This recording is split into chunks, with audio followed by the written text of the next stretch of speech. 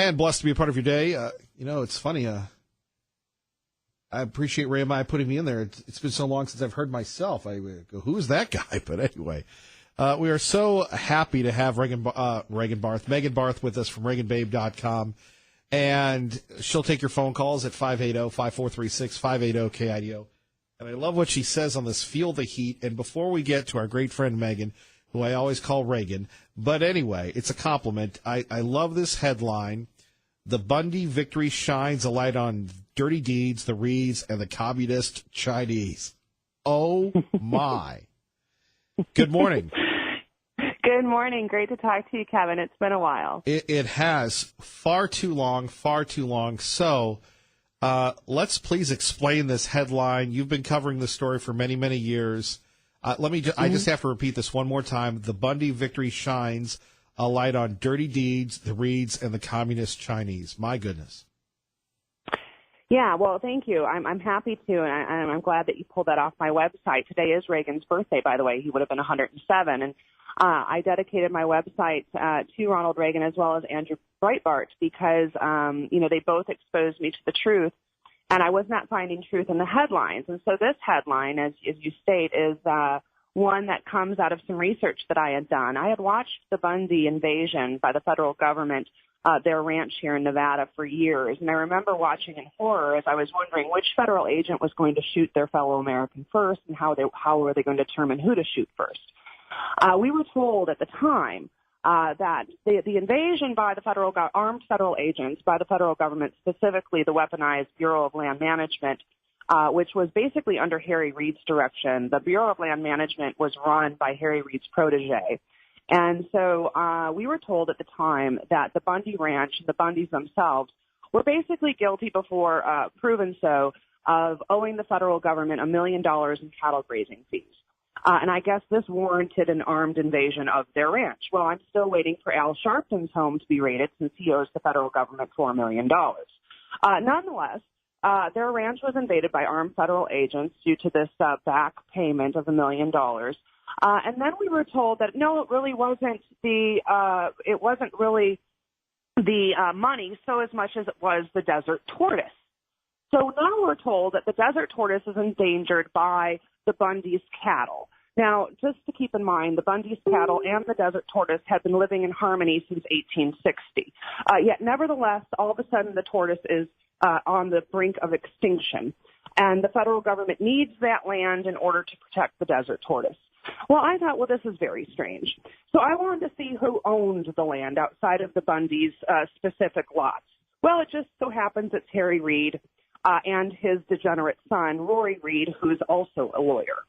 And then I look into land deals, not only the deeds, but there were many agreements made with the communist Chinese and the Reid family to build a $4.2 billion solar manufacturing facility adjacent and up to basically the Bundy Ranch. So I have to ask you and your listeners, Kevin, if cattle were endangering the desert tortoise, how do you think a $4.2 billion solar manufacturing facility would endanger the tortoise? Right. Wow. Right. Because this is going to be a huge manufacturing facility with trucks. I mean, they've got to build the facility. People got to get to work. It just didn't make any sense. And so, the communist Chinese and the Reeds were about to make billions of dollars. And so, the Bundys were simply in the way of that cash windfall.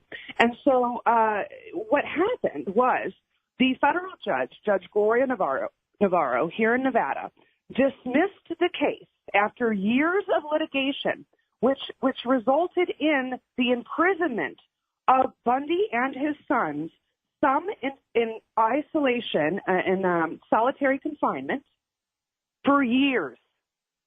And the entire case was thrown out with prejudice, which means they can never be tried again. And it was thrown out because the prosecution, who was the federal government, refused to provide evidence in discovery.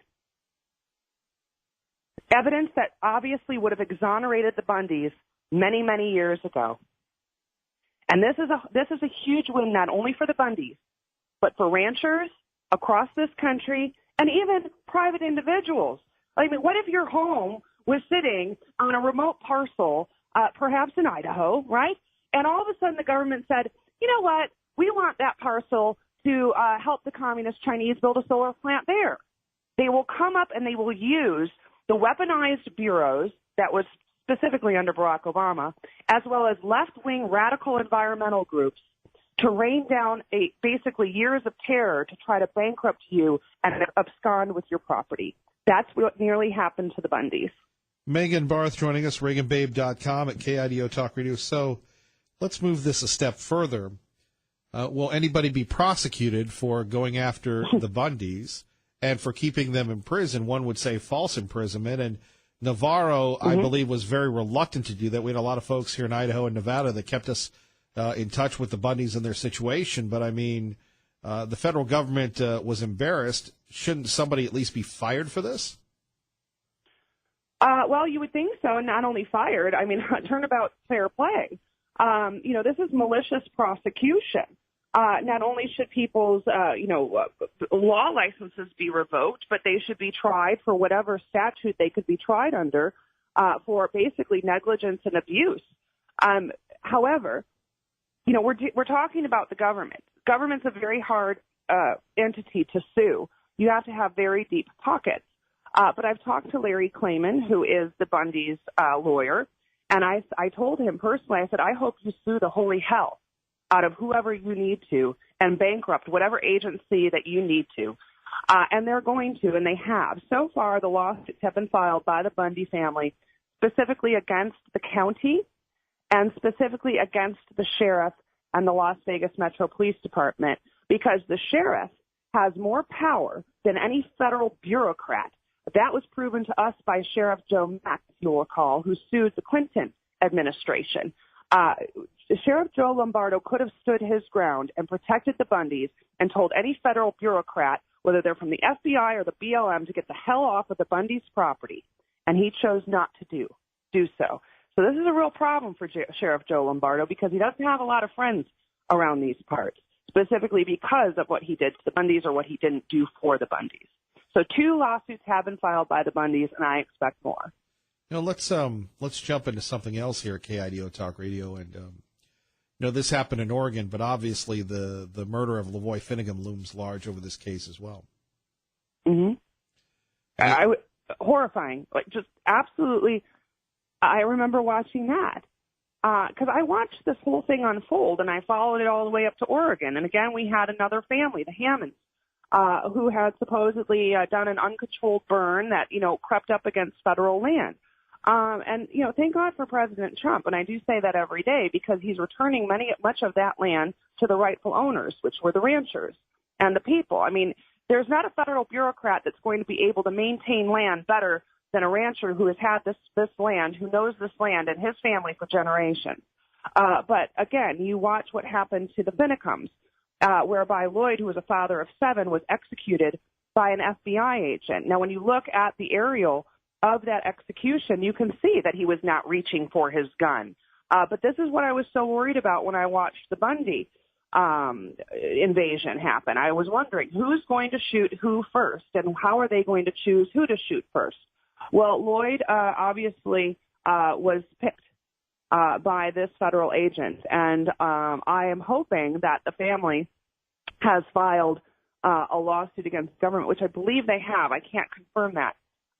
But again, just a tragedy that is basically a result from this Bundy invasion. And now we have the Bundy, thrown out in court. Basically, they are innocent and free, but Finnecum paid the price, and that was his life. Megan Barth joining us from ReaganBabe.com. Okay, they're invading us. They're invading you, the Californians. Can we build a wall? Oh, my gosh. I'm so glad you asked that. I actually put on my Facebook page at Reagan Babe a wall that extends all the way up past California. I'm like, if we're going to build a wall, let's just keep walling off California. And that's part of the problem. I mean, I know actually a woman, a conservative firebrand, that's moving to Idaho, and a couple more.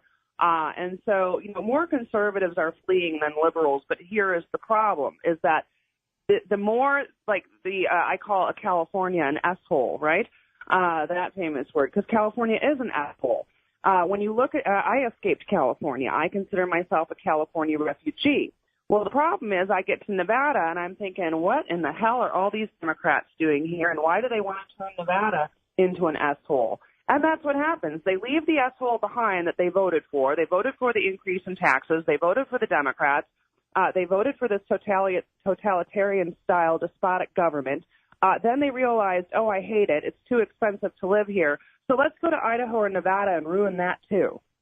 I mean, you can't teach an old liberal new tricks. I agree. And so what's so important is local government, because most of them are pensioners that are double dipping their pensions, and they don't want to pay a lot of taxes, and they're still going to get their little retirement home in Idaho, wherever, or Nevada, at Sun City here, and then they get onto the boards, and they get into the city council, and they start being activists for the Democrat Party. So we have to maintain vigilance, and we have to protect our cities. We have to protect our city councils. We have to protect our education departments, like the PTA, et cetera, the boards. You always, the commissioners. I don't know what you call them in Idaho, but there's a ton of bureaucrats, right? And many of them run in city government. Many of them run uncontested. This has to change. So that's what I would say. If you want to try to maintain your conservative, small government, peaceful Idaho, then you have to start doing it locally, because that's where the crime, the corruption, and the insidious left starts. Megan Barth, always battling the insidious left. It's been too long. Mm-hmm. We need to have you back, and ReaganBabe.com. And just a side note, I celebrated my birthday yesterday, and I'm still mad at my mom for not holding out for an extra 12 hours or 10 hours so I could share the same day with our beloved Gipper. Well, we can all celebrate him today, and happy belated birthday. Thank you, Megan. God bless. God bless you. Thank you. Our great friend Megan Barth joining us. You're listening to Kevin Miller on KIDO Talk Radio. And good morning, Kevin Miller in the morning at KIDO Talk Radio. Terry in Boise, good morning. You're on KIDO Talk Radio. Good morning, Terry. Good morning, Kevin. Happy belated birthday. Oh, Terry, thank you. I was like you. My birthday's on the 4th, Sunday, and I had a birthday party, and I wanted the Patriots to win. I mean, Brady was like the Da Vinci of football, to be able to dissect, and I wanted him to set the records for perfection. To see an artist like that, it was really disappointing. Well, hold on. Before we get to your point, you're the same day as Dan Quayle, so that's not so bad. Really? Yep. Dan Quayle was born on the 4th. Aquarians, no wonder we think alike. Exactly. Hey, you and I both. And I wanted to ask you something. My major part of the call was that the Convention of States, are you for it or against it now? I expressed myself that I'm for it, and joining Sean Hannity and Glenn Beck on that. Okay, because I had called our representatives here, and I'm going to go online and sign up a signature from my family on this convention, because we've had treason perpetrated by Hillary and Comey, and these people ought to be indicted and tried, and they ought to put an orange jumpsuit, lock Hillary away, give her a box of BlackBerry phones with a hammer for therapy, and let her stay in the cell and keep busting them. Well, I think we'd all pay for her for a stay at the Canyon County jail. Oh yeah. I'd pay for her orange Crocs. I really would too. I'd join you on that. I mean, her corruption goes all the way back to Arkansas. I mean, and the deaths that have followed that family, it's been involved with them. It's just unreal. and Bill had the United States over a barrel because he was letting them land in Mena, Arkansas with drugs when he was governor. And sure. And so that's why he got away with so much in the White House, because of that. And it's really sad, but, if we don't do something while we've got the power, got Congress, the Senate, and the President, it's like these Republicans are afraid to do anything and sit on their hands. This Jeff Sessions, they talk about him so much, but he's just taken a do-nothing stance, and it's kind of concerning. I don't know how you feel about Jeff Sessions. I was greatly impressed with his resume and then seeing him get appointed, but he seems to advocated his role in guiding the country with people who are committing treason and fraud, and that nuclear situation that Hillary and everybody signed off on to the Russians and selling our uranium. One deal. I just can't believe that Republicans have sat back. And I thought, well, how much brainwashing have we done with them? And then Comey gets rewarded to go to a university to teach our kids. Whatever happened to lock her up? Yeah, it's a scary situation. Well, I'm glad you hadn't turned your stance, because I got confused this morning when I. Oh, I just I've learned a lot in my time here with you, Terry, and all views are welcome, whether I agree with them or not. I think that's where we grow the audience, and we've seen that. That's why we want everybody running for all their offices to come on here and, be part of the process. If you're stepping up, then we want to hear from you. Well, I appreciate that, to get both views and let them speak and say what they believe, and it gives us a foundation to make our choices properly based on fact, and not just because of a guy looks good or a woman looks good, but what did they have to bring to the table is really important. Well, Terry, maybe we'll see you Saturday. Oh, yeah, definitely. I'm feeling a lot better, and I look forward to seeing you Saturday. Well, my parents are very excited to meet you. I've told them all about you, so they'll be there. Well, great. I look forward to doing that, and so I'll go ahead and continue and sign up on that Convention of States. I've already called and did a kind of a dictation to the people there and left my telephone number and address with them for confirmation. Well, thank you for what you bring to the table.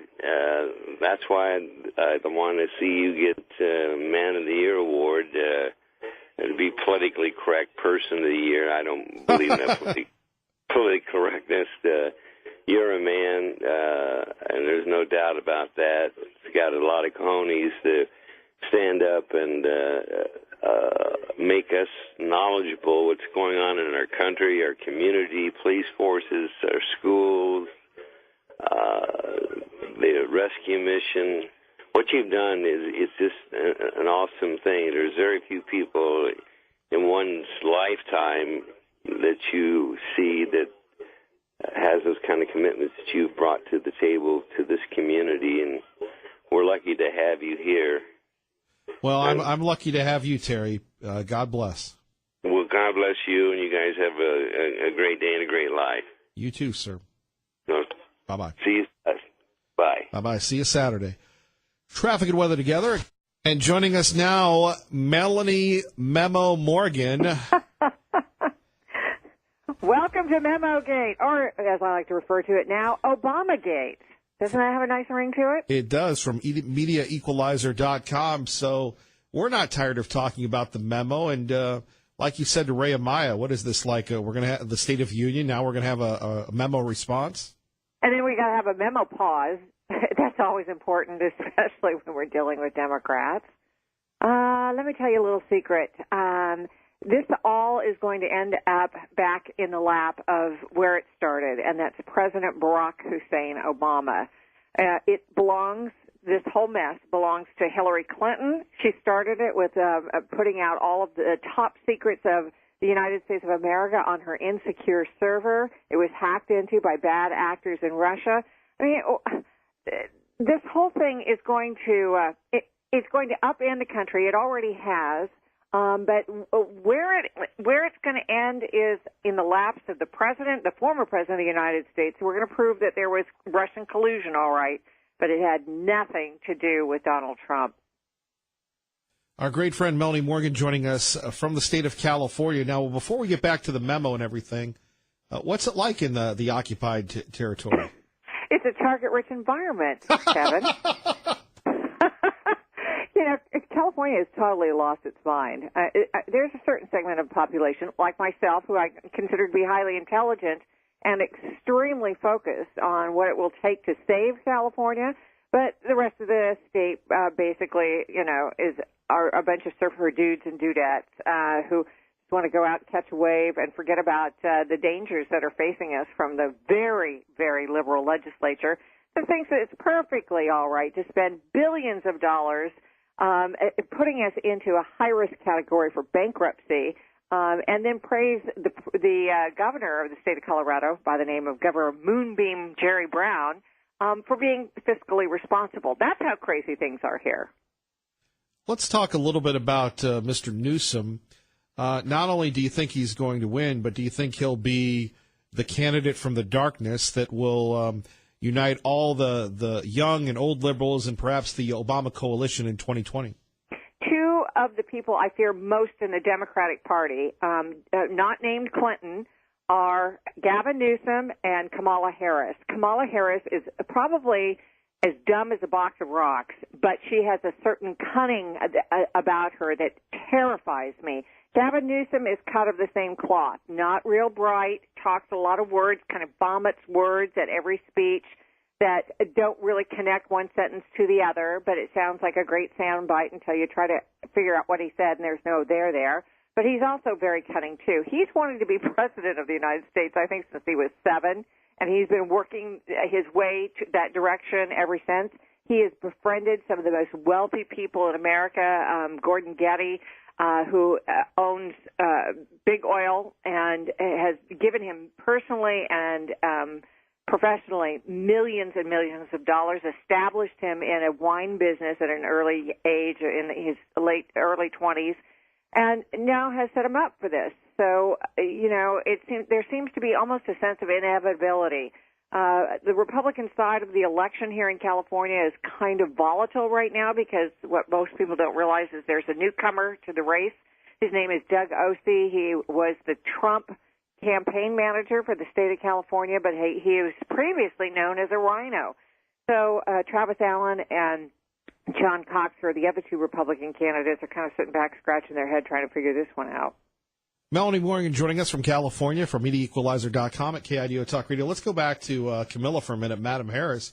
She seems to be getting a lot of run, but, you know, like him or not, Obama had that, you know, this planets aligning in the row, and I don't know if she's good enough to bring that back. Your thoughts?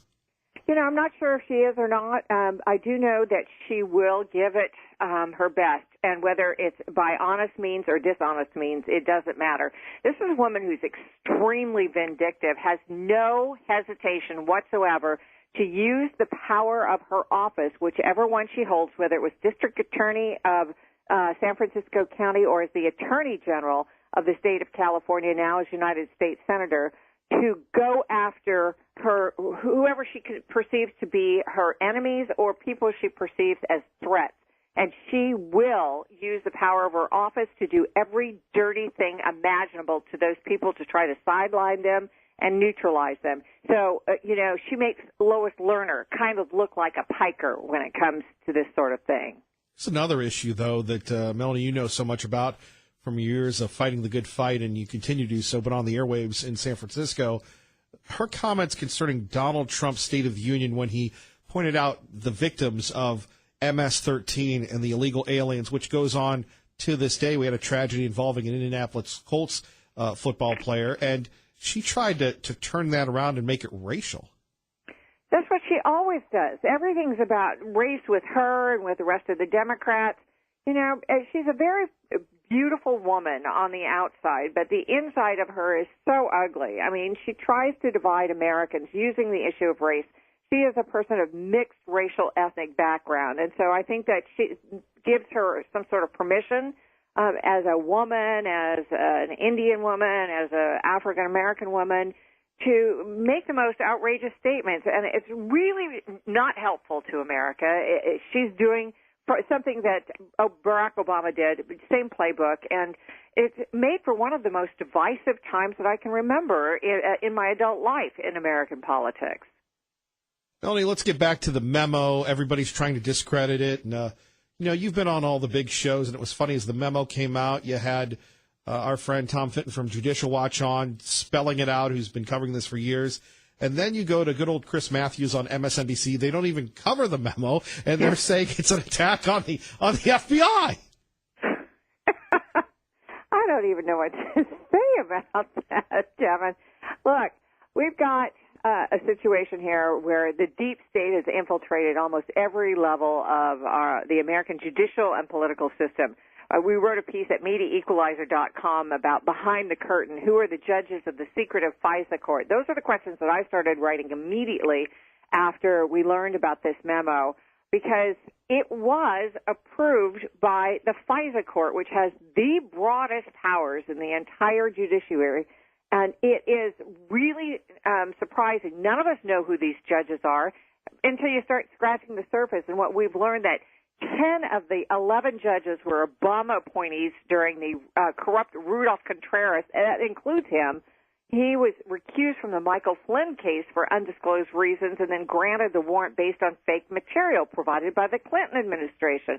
Sound familiar? This is exactly the pattern that we're seeing over and over again. Can these judges be fired? Who are they? We know that they're kept secret because, the terrorism threats, but these people either are the most gullible individuals and judges in the country or the most stupid or the most corrupt. And I'm not sure which one we should choose from. We do know the FBI lied about everything material in that memo. When are they going to start convening grand juries to indict the FBI officials responsible for that? But, ultimately it rested with the FISA court to start asking hard questions. And apparently they don't. They just rubber stamp everything. They rubber stamp us right into a banana republic.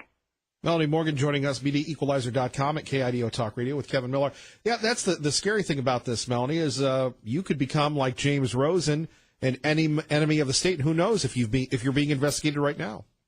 Well, this is the whole thing, is that what we've learned is that this Christopher Steele, who is an ex-MI6 agent from another country, Great Britain, was being fed information from Hillary Clinton's State Department that he then turned around, wrote into a dossier, gave that dossier to the FBI. The FBI starts leaking it to the media. Then they take those reports from the media, include it back in a dossier, and then send it to the FISA court and say, see, here's our evidence that this Carter Page and others are involved in espionage. Now it turns out this morning, the latest story is that Carter Page may have been actually an FBI agent, an undercover agent who was going into Russia to try to bring out information for the FBI or CIA. It's crazy. I mean, this whole thing, you could not write this script in Hollywood without being rejected out of hand for a ridiculous plot line. I would agree. I've got to ask you, Representative Schiff, your thoughts. He's a Californian. Oh, you mean Representative Schiffless? We've started a meme on our Facebook page. It's called Stop the Scalpings, and I don't think it translates well on radio, but I'll ask your listeners to go look it up and spread it around a little bit. It might give you a laugh. This guy really, truly is dangerous. I mean, he's setting out this counter memo now that apparently the only thing that is different from his memo, from the GOP memo, is a few sentences transposed. I don't know. basically what we're looking at is a desperate scramble by Democrats, being led by Adam Schiff to kind of repair the damage. But it's too late. I mean, people are starting to figure out this whole thing is a scam. And the people in the middle of this country who aren't paying attention, who don't care, goes, memo, what memo? I don't know what you're talking about. They're the ones who are starting to dial into the fact that the Democrats are looking, smelling, and acting dangerous and afraid. And, you know, that's the whiff of desperation that's coming off the Democratic Party, and that's what their legacy is going to end up being. Melanie Morgan joining us. So let's get back to this memo, and a person that you've known for many, many years who's been under fire, and we'd love to get your objective view on this, and that is Jeff Sessions. Jeff Sessions, I think, has been a tremendous disappointment. I mean, where is he in all of this? I would have hoped that there would have been much more steel backbone displayed by Jeff Sessions. I have a hashtag now. I'm sorry, I keep throwing these hashtags out because that's how I'm thinking right now in terms of social media. It's called hashtag Where in the World is Jeff Sessions? And we don't know where he is. What is he doing? I can understand if he's got some secret projects going on to bring justice and truth and clarity for the American way, but I don't see it. There are a lot of things that he could be doing right now, including calling for a special counsel or a special commission or something. Some investigator needs to investigate the investigators. And we're not seeing that. And I think that as a result, Americans are rapidly losing confidence in the Justice Department and in the FBI. And that's a shame because there's many hundreds, if not thousands, of talented investigators there doing the work that all of us need to have done in this country. Melanie, if people would love to get a hold of you to help the good fight, what can they do? Oh, I'd love it if you could read our stuff at MediaEqualizer.com because it's my aim to educate every last person in this country about what's happening with the Democratic Party, with the Republican Party, and why there really is a conspiracy. And I would also love it if you'd like to get involved. Come on over to Stop the Scalpings on Facebook. Melanie, we need to have you back. And are you still looking at homes in Eagle? I am. I have I've dialed up my Trulia. I've seen some beautiful, beautiful places. Eagle is right now is at the top of my list. Well, let us know if you're visiting. We'll roll out the hospitality for you. Oh, I would love that. You know, Idaho is such a beautiful place, and you guys are awesome people. So thank you so much. We'll talk to you soon, ma'am. You bet. Bye-bye. Our great friend Melanie Morgan, possibly moving to Eagle, Idaho. What's next? We're going to have this show, what we're going to call it, the Chamber of Commerce show? Possibly. Coming up next, Tea Party Bob and Terry, formerly of State College, Pennsylvania. I bet they want to talk Bitcoin. Your call's next with me, Kevin Miller, KIDO Talk Radio. Guess we'd call them the Big Two. Tea Party Bob joining us now on KIDO Talk Radio. Good morning, Tea Party Robert. Good morning, Mr. Miller. How are you today? It sounds like you're having a really good time. The highlight of my day is when I'm with you guys. Oh, my goodness. After that, kind of like that old, sometimes you feel like a nut, sometimes you don't. But anyway, I digress. Yes, indeed. Depends on what kind of a nut you want to be. I have to say, Megan Barth proved once again this morning that if you follow the money, you will find all of the corrupt politicians and their crafty schemes to fleece the public of their money. Your Wall Street whiz, Krista, had some great advice this morning with her dissertation on the market, and that if you are in the stock market and worried about a 6 or 7% correction, you really need to find a less volatile investment.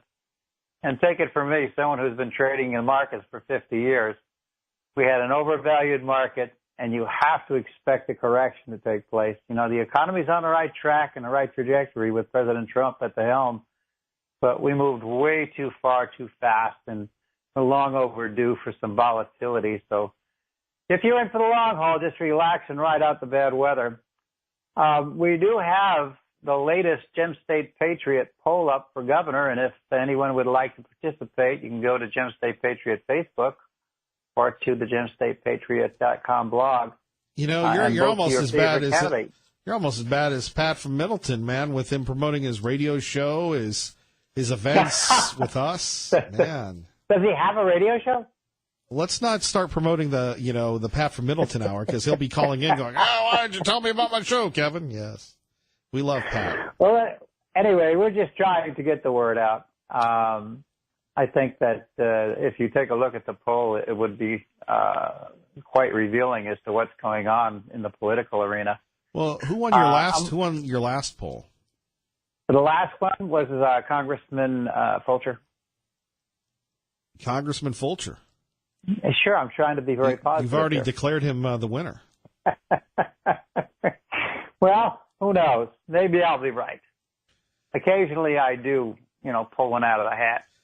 I'm with you on that, brother. But Congressman Labrador is in the lead right now at governor with 71%, which is quite a substantial lead. There's a shocker on your poll. Yeah, I know. But you can only vote once on our poll.